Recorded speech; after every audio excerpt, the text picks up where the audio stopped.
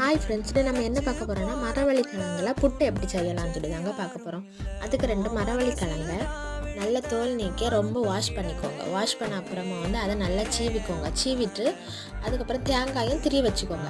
இந்த ரெண்டையும் சேர்த்து நல்லா பாருங்கள் மரவள்ளி கிழங்கு எப்படி வந்திருக்குன்னு பாருங்கள். அதுக்கப்புறம் தேங்காயும் எப்படி வந்திருக்குன்னு பாருங்கள்.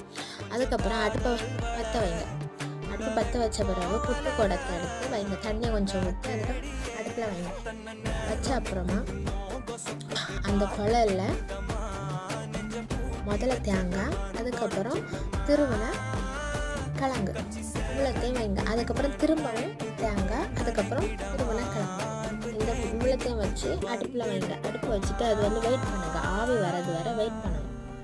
ஆனால் எனக்கு அதெல்லாம் ரொம்ப நேரம்லாம் ஆகாது ஃப்ரெண்ட்ஸ். ஒரு 5 மினிட்ஸ் சொல்லலாம். அதுக்குள்ளேயே ஆவி வந்துடும். ஆவி வந்தோடனே சுவையான